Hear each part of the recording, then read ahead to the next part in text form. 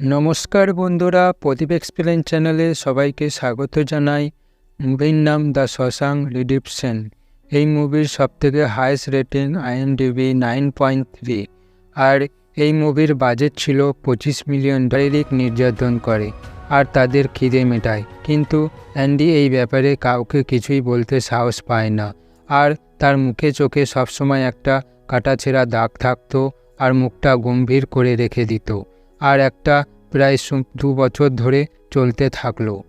তারপর একদিন ওয়ার্ডেন আর একটা ছাদের মেরামত করার জন্য 1 ডজন লোক লাগবে এবং সবাই সবার নাম জমা করে।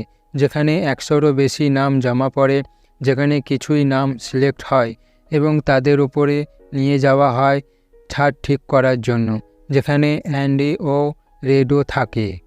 যেখানে তাদের ইনচার্জ মিস্টার হেডলি কিছু প্রবলেমের মধ্যে আছে, যেটা তার বন্ধুদের সাথে শেয়ার করে, যে তার দাদা তার নামে $35,000 রেখে গেছে, কিন্তু লাভ কি, অর্ধেক টাকা তো ট্যাক্সেই চলে যাবে। অ্যান্ডি সেই কথাগুলো শোনে এবং তাকে একটা পরামর্শ দিতে যায়। যেহেতু সে একটা ব্যাংকে চাকরি করত, সেহেতু সে সমস্ত কিছু বলে। আপনার বউকে আপনি কি ভীষণ বিশ্বাস করেন? কোনো দিন আপনাকে ছেড়ে যাবে না। এ কথা শুনে মিস্টার হেডলি ভীষণ রেগে যায়, তাকে ছাদ থেকে ফেলে দিতে যাচ্ছিল। অ্যান্ডি বলে, আপনার $35,000 বাঁচিয়ে দিতে পারি। সে জিজ্ঞেস করে, কি করে হবে সেটা? সে বলে, সরকার জীবনে একবার আদেশ দেয় যে কারো $60,000 অবধি গিফট করতে পারে তার বউকে বা স্ত্রীকে। তাই হেডলিকে বলে, আপনার বউকে যদি বিশ্বাস করেন তো $35,000 অ্যাকাউন্টে ট্রান্সফার করে দাও, আর কোনো ট্যাক্সও দিতে হবে না, পুরো সম্পূর্ণ ট্যাক্স ফ্রি। এবং অ্যান্ডি বলে, এই কাজের জন্য উকিলের দরকার পড়তে পারে, কিন্তু আমি এই কাজটি তোমার জন্য একদম ফ্রিতে করে দেব, কিন্তু তার বদলে আমার সব বন্ধুদের 3টে করে বিয়ার খাওয়াতে হবে। এবং যখন তার কাজটি করে দেয় এবং পরের দিন সবাইকে 3টে করে বিয়ার দেওয়া হয় এবং সেই জায়গায় বসে সবাই ঠান্ডা ঠান্ডা বিয়ারের মজা নিচ্ছিল বা আনন্দ উপভোগ করছিল, এবং অ্যান্ডি সেই জায়গায় বসে বসে বিয়ার খাওয়া দেখছিল আর কিছু একটা ভাবছিল। তারপর অ্যান্ডি আর রেড বসে চেস খেলছিল।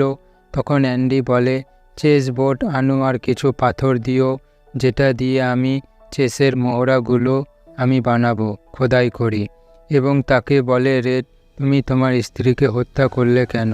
সে বলে, আমি নির্দোষ, আমি আমার স্ত্রীকে হত্যা করিনি, আমাকে কেউ ফাঁসিয়েছিল। কিছুদিন বাদে তাদেরকে সিনেমা দেখানো হয়, কিন্তু অ্যান্ডি সেখান থেকে চলে আসে অন্য ঘরে। সেখান দিয়ে যে সিনেমা চালাচ্ছিল সেখানে আবার সেই 3জন তাকে ঘিরে নেয়। করতে অ্যান্ডি খুব ব্যস্ত হয়ে পড়ে। তারপর তাকে একটা হেল্পারও দেওয়া হয়, যে তার ছিল খুবই ভালো বন্ধু রেড। তারপর একদিন ব্রুকস, যে লাইব্রেরিতে কাজ করত, সে একজনের গলায় চাকু ধরে বলে, আমি একে খুন করতে চাই। অ্যান্ডি বলে, কিন্তু কেন, ও তোমার কি করেছে?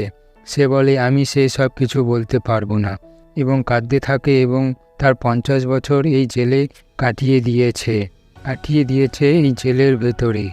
সে আর বাইরে যেতে চাইছিল না। সে বাইরের দুনিয়ার সাথে ঠিকভাবে চলাফেরা করতে পারবে না। বাইরের দুনিয়া অনেক দ্রুত গতিতে দৌড়াতে থাকছে। মেরে আরও তার সাজাটাকে বাড়িয়ে দিতে চাইছিল। অ্যান্ডি তাকে বোঝায় এবং সে তাকে ছেড়ে দেয়। সবাই মিলে এক জায়গায় বসে আলোচনা করে। সে একজন সিনিয়র মানুষ, সবাই তাকে সম্মান করে, কিন্তু বাইরের দুনিয়ায় সে একজন আসামি, আর কিছুই না। সে বাইরের দুনিয়ায় গিয়ে কি করবে এইসব বলছিল। ব্রুকস একদিন জেল থেকে ছাড়া পেয়ে যায়, কিন্তু সে ততটা খুশি ছিল না।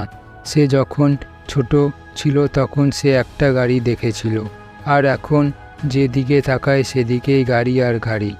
এখন দুনিয়া খুব দ্রুত গতিতে দৌড়াতে শুরু করেছে।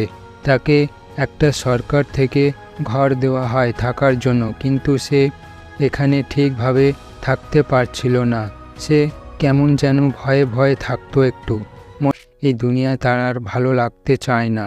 সেই কারণের জন্য ব্রুকসেরও সেই অবস্থা ছিল, কিন্তু কি করা যাবে, কিন্তু সে এখন আর তার মন মানতে চাইছে না। এবং তখন সে মনে মনে ভাবতে থাকে যে এ জীবন থাকার থেকে না থাকাই ভালো। সে মনে মনে সুইসাইড করে নেবে বলেই ভাবছিল এবং তাকে যে সরকার থেকে ঘর দেওয়া হয়েছিল সেই ঘরে সে সুইসাইড করে নেয় এবং তার নাম সেখানে লিখে দিয়ে যায়। এবং তারপরের সিনে দেখা যায় যে সরকারকে বারবার লেটার লেখার কারণে অ্যান্ডির কাছে $200 একটা চেক পাঠায়। যদিও বা দিত না, কিন্তু সে বাধ্য করেছে, তাই তাকে দিতে বাধ্য হয় এবং সেই কিছু পুরাতন বইও পাঠিয়েছিল সরকার থেকে। এগুলো পেয়ে আর কি অ্যান্ডি ভীষণ খুশি হয়েছিল। তার পরের সিনে দেখি সে সপ্তাহে 2টো করে চিঠি লিখতে শুরু করে। সরকার ভাবল $200 এক মাস কাল কটরিতে বন্ধ করে রেখে দেয় এবং টমি যে এই কেসের ব্যাপারে জানতো তাকে গুলি করে হত্যা করে দেয় এবং অর্ডান অ্যান্ডিকে বলে টমি পালানোর চেষ্টা করলে গার্ডরা তাকে গুলি করে মেরে দেয়। অ্যান্ডি তার কথা শুনে বুঝতে পারে যে সমস্ত কিছুই সে মিথ্যে বলছে। অ্যান্ডি তাকে বলে দেয়, আমি আর তোমার কোনো কাজই করব না, সে বলে, এবং অর্ডান তার ব্যাপারে রেগে গিয়ে এবং তারও 1 মাস আরও শাস্তি বাড়িয়ে দেয়।